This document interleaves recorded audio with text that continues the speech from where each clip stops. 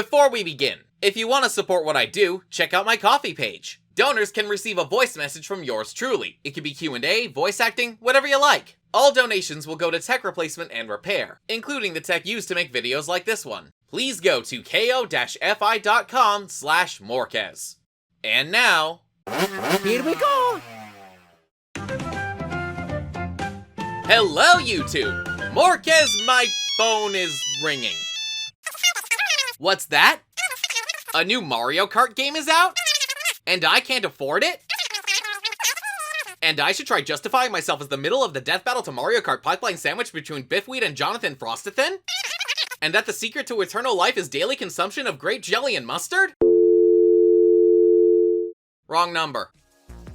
If you've ever been on the other end of a phone call like that, I strongly consider therapy. Or be like me and look back at the Mario Kart series and go, I can fix it! A lot of energy in this corner of the internet is put into retro track discussion. Whether it's hazing DS, blazing Wii, glazing 7, crazing 8, or praising the booster course pass. This mental breakdown brought to you by RhymeZone. And World, well, I really ought to play that first. Barring that, we have today's little ditty. What I did to start with is take a look at the retros of Mario Kart DS specifically. The selection isn't all bad, but oh boy! I figured I could come up with a more cohesive version playing to the game's strengths. And I did. And then I kept going, and going, yeah. This video is the result of me having too many ideas, one bad day, and dealing with that by pouring out my frustration and energy into, well, not the most ridiculous thing I've ever done with the franchise. I had an accomplice for that one. This one is all product de yours truly. Although I'd like to give thanks to the aforementioned Jonathan Frostathin for looking it over. This madness cannot be contained to a single person, trust me, I've tried. So today I'm gonna walk you through my little alternate history of Mario Kart retro track selection. This isn't gonna be an exhaustive explanation of my process, he says knowingly, but by displaying the results and adding a little commentary, we might learn something. Like maybe it's maple syrup and mustard instead. Before that though, the trademark Morkez Marihser guidelines. 1. Just like the real games, no repetition. This is a big reason why I'm going as far as Vanilla 8 but no DLC. It also adds a bit of challenge to keep things more practical. It also means that some fan favorites have to come back earlier, later, or never. 2. Better balance between the prior entries. Yes, it's true that DS is the only title that allows a perfect 4 each. Yes, it is also true that the other games have fewer Super Nintendo and Super Circuit courses for a reason. But look at Mario Kart 8 for a second. 1 SNES track, 1 GBA track, and 4 Nintendo 64 tracks? I am allowing a 1 track difference at most. 3. The tracks have to make sense for game and cup alike. I mean, if you're gonna put Waluigi Stadium in a game without half-pipes, what are you doing? And whatever glow-ups could happen to one course could also happen to another. For all we know, the love given to Ribbon Road and Cheeseland could also be given to Vanilla Lake 1 or something. The physics are also a package deal. Any course could be given 7's amazing gliding, but every sharp turn would still feel like your tires are coated in canola oil. And on difficulty, if I bring back Moo Moo Meadows, it ain't going in the Lightning Cup. Anyway, I think that's everything. Now, here's what I would have done when picking the retro courses for each Mario Kart title. Except for the DLC and the Booster Course Pass in Mario Kart World because those are made differently and or I haven't played them. Starting with...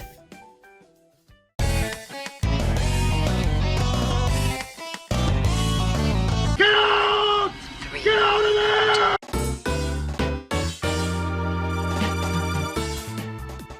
The strengths of Mario Kart DS are in its actual grounded driving. This is the game where chaining drifts is encouraged and accessible on both tight turns and wide straightaways. In return, it offers absolutely nothing for the air. And water? Don't even think about it. The game also adapts the flatter courses faithfully, to a fault. What's more, a lot of the bigger 3D courses are likely going to be limited by the hardware. And if that weren't enough of a challenge, I'm keeping the same original structure. Each cup will go Super Nintendo, 64, GBA, and GameCube exactly in that order. And, well, here's how that turned out. The Shell Cup is almost identical, as 3 of its courses make perfect sense. Mario Circuit 1 is the first course in the franchise, Moo Moo Farm is a simple yet quirky oval, and the lightly chaotic Luigi Circuit fits as a GameCube starter. But Peach Circuit is not only dull, but completely redundant. Instead, I chose the similarly easy but differently themed Riverside Park. I can neither confirm nor deny I picked it partially because of the music. Bowser Castle 2 didn't need replacing in the Banana Cup, but all the others did. The redundant Donut Plains 1 is now Choco Island 1. Far better than 2 with its more even bumps and smaller amount of mud. Frappe Snowland was not helped by DS whatsoever, so the ice course is now the far less intrusive GCN Sherbetland. And to fill the gap, Mario Raceway, a solid low to mid difficulty track. Yes, it was fine in Wii, but it's also fine here. Choco Mountain and Luigi Circuit are both fine picks. I nearly replaced the latter, but it's actually pretty well chosen here. Ghost Valley 2 was chosen for its medium difficulty and replacing another ghostly bridge track later on. It was nearly 1, but 2's better. And speaking of later, I moved up Yoshi's Circuit as it's neither hard nor climactic enough to be what most folks play as the final course of the entire game. So what exactly did I put in its place? It's another dinosaur! Okay, here's my logic. Pull up Double Dash for a minute. Cut the tracks I've already used. Cut the ones that are either too big or unfitting for the hardware. Cut the ones that are way too easy for the Lightning Cup. Cut Mario Circuit for being redundant. And then cut Baby Park. You know why. Yeah, I think I made the right choice with Dino Dino Jungle. It's tricky enough, has a dynamic set piece, and it doesn't strain the hardware too much. At worst, the dino's gonna look a little stiff. For the rest, I mean, Sky Garden didn't need to change at all. But Banshee Boardwalk, it might be better on DS than 64, but I also think it needs some things a later game would provide. So instead, I put in Toad's Turnpike as a very different traffic course from Shroom Ridge, which leaves Vanilla Lake 2. The original sucks, we all know this. But I think it fits better with DS driving, the better short hop, and by default, the ice blocks would have to be fewer for this to function. Plus, this would actually work around the changes made to something like Koopa Beach 2.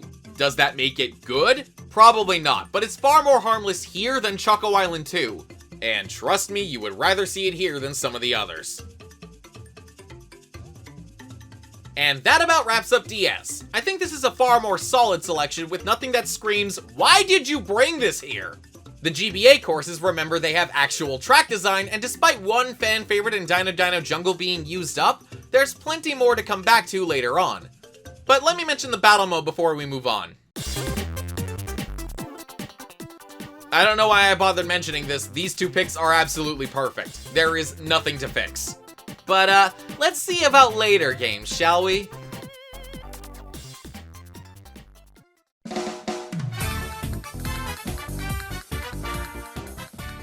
Mario Kart Wii faithfully adapts its retro selection, but not as strictly as DS. Here, they add the occasional boost panel, jump ramp, and half pipe. Narrow turns into a long straightaway can be a lot of fun, but the reverse can be a bit of a mess. Depends on how good you are with the game. Well, depends more than usual anyway. I also had to fix the origin balance, and now no game has fewer than 3 tracks. Not even Super Nintendo. And on that note, no need to change Peach Beach, he says, trying to avoid making a Mario Kart World joke. Delfino Square got moved to the end of this cup since it may not be brainless, but it's not hard enough to be that concerned. The Sunshine theming is slightly redundant, but I'll take it over Yoshi Falls, the motto of the IRS. Hi, Editing Morkez here. I realized after doing most of the editing that there actually was another solution, and that's Figure 8 Circuit. So, not doing that. You'll just have to tolerate more Piantas. Because I'm a chuckster. Ghost Valley 2 was used already, so in comes Boo Lake to fill in the same purpose. But not to leave Super Nintendo dry, how about a simple and relatively easy Bowser Castle? Yes, this will knock out GBA BC3 later, but I think you'll appreciate what else I chose. The combination of Ribbon Road and Donut Plains 3 was one that came late in the process and I think has just the right level of difficulty. Again, we lose what happened to Ribbon Road later, but remember, another track can get that treatment. I actually wanted Donut Plains 2 at first, but in my opinion, it's surprisingly harder than 3. But Yoshi Valley is the big one, and I actually think it does better with Wii's brand of chaos than 8's clean design. About the only time you will hear me say that. Oh, and GC and Mario Circuit, I guess. Why the hell was that in the Leaf Cup to begin with? For a game like Wii, there is no way I would lose Waluigi Stadium, which... why the hell was it in Banana again? Anyway. Also in the context of Wii, I find Royal Raceway to be everything DK's Jungle Parkway was, but better. It still has the long jump, and hey, maybe you can drive up to the castle this time, if you care about that. Which leaves Shroom Ridge and Sunset Wilds. Two semi-difficult courses in very different ways that I think pair nicely together. I think I got some good versatility with this one. If a Mario Circuit must be in a Lightning Cup, how about one difficult enough to justify it? Back in the day, Mario Circuit 4 was in the Star Cup twice. Then again, Mario Circuit 3 was in a Lightning Cup. Whatever, this is warranted. The other three, though, I mean, I can't think of a single reason I'd replace any of them. DK Mountain is perfect for Wii, Peach Gardens is a very fun choice, and N64 Bowser's Castle is a very big and climactic end to the game. Only a small change like this is how I would take one of the strongest Lightning Cups and make it a hair stronger. And that's Mario Kart Wii. While the retros chosen in the original made a lot of sense, I still did have to change a good amount of them. And yeah, it mostly came down to the flat tracks, both picking the better ones and, well, more of them. I still defend that decision. As much as I don't enjoy playing Super Circuit, the tracks there are designed intentionally and distinctly. And for Super Mario Kart, about that battle mode. Okay, this time I did have reason to change the battle selection, but only once. And if you don't know already, you're probably not gonna notice. And of course, since I just praised Super Circuit, this is its own fault. We already have the grass and tarmac setting for SNES Battle Course 4. Why do the GBA one that's basically the same thing, just even more boring? 2 has a lava theme and room to cut over it with some boosts and small ramps. Say what you will, but it beats the Yawn Fest from 3 any day. And speaking of 3D...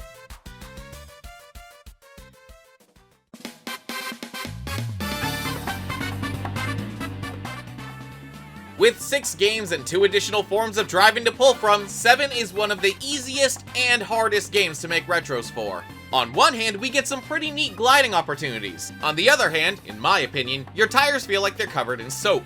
As far as the original retro selection, it is praised for very good reason, but it also comes at the cost of a lot of other titles having more drab selections. If you're not a fan of Vanilla 8, this one is to blame. It's gonna sting when I have to change these, but I'm still gonna do it. Morkez. You say you're gonna change things, yet you keep the Shell Cup exactly as it was. Well, you can just...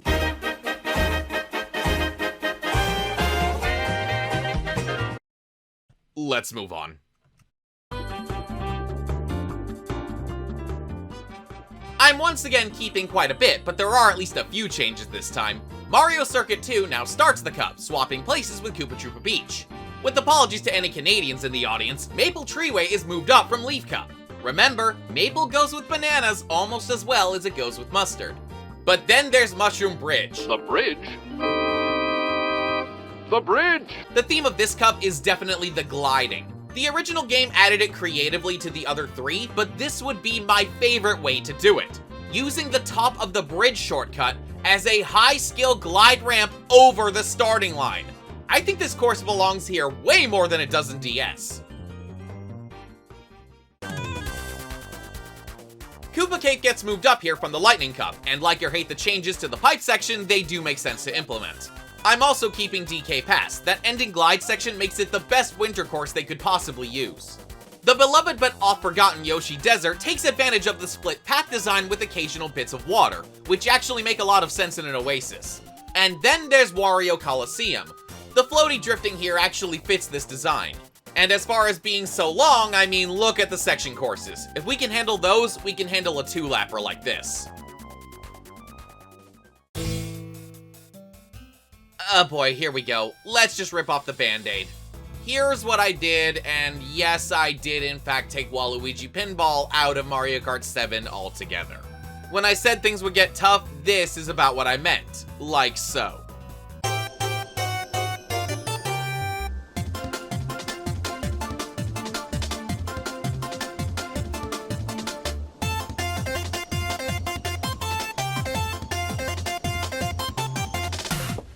Everybody got that? Yeah, that's why 7 was a difficult game for me to figure out. Shell might have been entirely unchanged, yet the rest gave me enough anguish that I had to break out that delicious wall of text. If you don't like this as much, I get that, but I at least hope I made a justifiable alternative given the circumstances. And now it's time to go to the Battle House! The original selection is fine, but I don't know. Maybe it's just me, but a version of Palm Shore where you no longer have a drowning hazard is just boring. Instead, I threw in Block Plaza. Maybe when the buildings fall into the ground, you can throw some glide ramps over the gaps. I mean, it's not perfect, but at least it's a little more dynamic. And speaking of dynamic, I don't have a transition.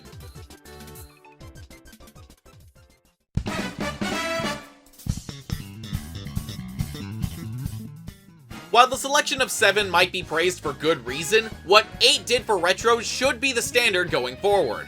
Yeah, I know, scalding hot take there. With the introduction of anti-gravity, and even where it isn't used, all of these glow-ups make some older courses unrecognizable while still keeping in the spirit and the layout. Even if in a few cases I know that's not unanimously agreed to. The DLC kept up the trend, and booster course what now? The obvious tricky part is that so far I've had to change a lot, so the pieces left to work with are very different. Anytime this ends up resembling the original game, I'm gonna count as a miracle. The upside is that my balancing criteria means that the flatter tracks have room to get a new glorious coat of paint. So if you were complaining there was too much flatness in my Wii selection, I am not posting a picture of Lucina, the joke is dead. This is decently similar, so miracle ahoy! GBA Mario Circuit was a fantastic way to show the original retro ideas being literally hoisted up for the new mechanics. This should have gone first in the cup. Cheap Cheap Beach has no reason to be replaced. I mean, what else would I pick, Yoshi Falls? After this, Woohoo Loop, since one retro section course seems way too few. Spoilers I guess. And there's plenty that 8 could do with this one. And lastly, yeah, I put in Baby Park. This pick wasn't for the difficulty, it was for the chaos and the contrast. And if you think about it, this cup perfectly represents a family road trip vacation, just not as violent. The original Banana Cup can basically be described as the leftovers. I tried to do a bit better than that. Calamari Desert is here, but not because of the booster glow-up. I just think it happens to fit for another reason regardless. If it kept that glow-up, all the better. Toad's Factory, I actually forgot to write something about in the script because I felt it explained itself. Music Park got moved up. It's not the easiest, but it isn't Leaf difficult. And to end the cup, Waluigi Pinball. If you read the... then you shouldn't be surprised. Although Wario Stadium is just about interchangeable with it since neither ended up in 7 and either would fit here. The tie breaks to my personal preference, which in this case isn't even my preferred course, it's the one that leads me to not spend another hour reshuffling everything. Well, this is unrecognizable. Except it totally isn't because I used the DLC as proof of concept that half of this could even work. I'd be lying if I said I'd be choosing both Wario's Gold Mine and Cheeseland without knowledge of that. Regardless, they still both fit. Koopa Beach 2 is for my version what GCN Sherbetland was for the original. This would use the above and underwater split path in order to make the race a bit more frantic, either staying 5 laps or being expanded in size. It's not just gonna be another featureless wet circle, that would be incredibly boring. And Mushroom City is here because what can I say? City courses and Mario Kart 8 go hand in hand. Anyone else hear that, or is it just me? Somehow, I managed to keep the Lightning Cup mostly intact. In fact, I think I improved it a bit by using that proof of concept glow up for Bowser Castle 3. And it doesn't just sit right before my favorite Rainbow Road to date, but now that train can be the exact same one from Calamari Desert. That is too perfect. We are not gonna top that. Let's close down for the day. Pack it up, everyone. Wrap party at Yoshi's. Drinks for everyone. You're buying. Although, TikTok Clock could have been replaced by Wario Stadium, but then I'd have to bring back the...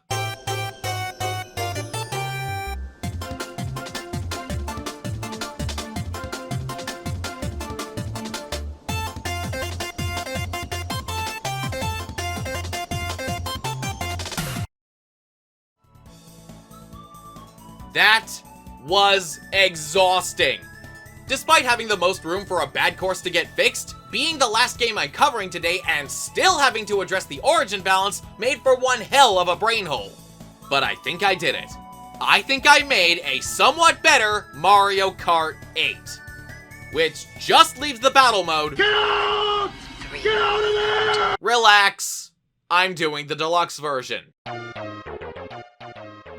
Yeah, I changed nothing. This selection isn't just good, they're actually more fun than the new ones. For the details, see my Big 8 Deluxe track ranking. So, that wraps up everything. Thanks so much for... What's that? I haven't done anything crazy enough to meet my usual quota. And the sum of the square roots of any two sides of an isosceles triangle is equal to the square root of the remaining side? Never call me again. Yeah, I'm not done. I couldn't stop myself. Does that mean I went back to do the booster course pass? Hell no! I did something much more sensible than that. I invented a...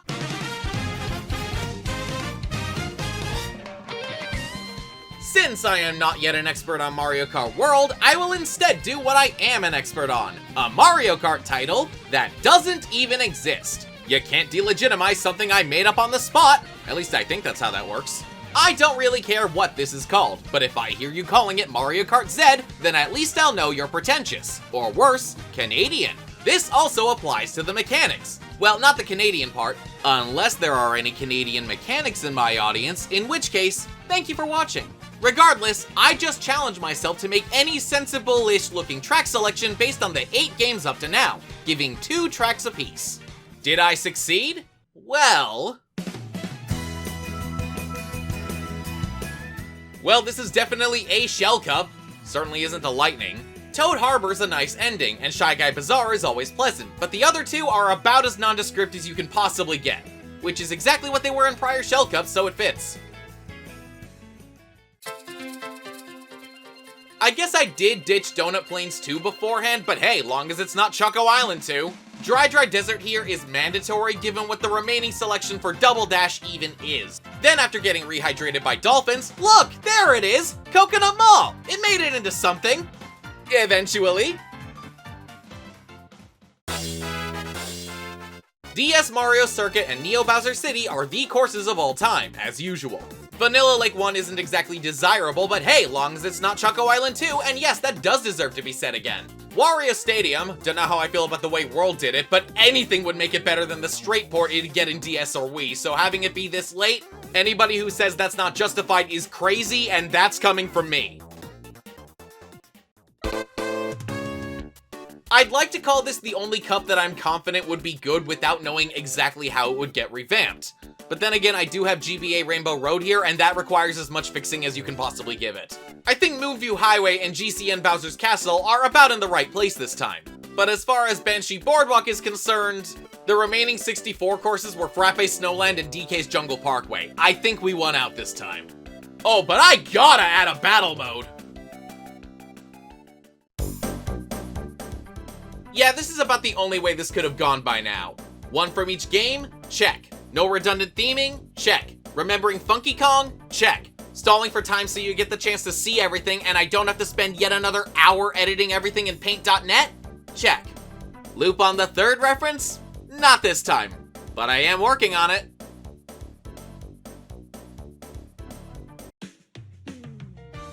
And that's what happens when a new Mario Kart game comes out and I can't play it. I hope you've learned your lesson.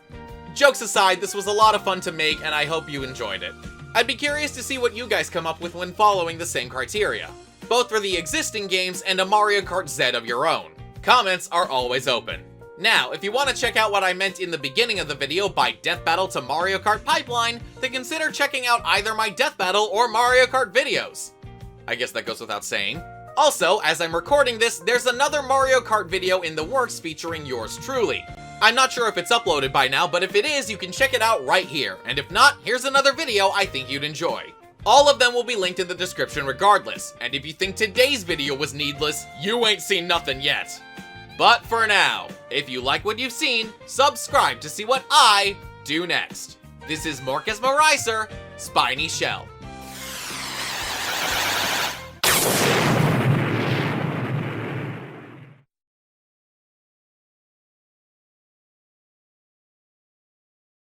By the way, I lied.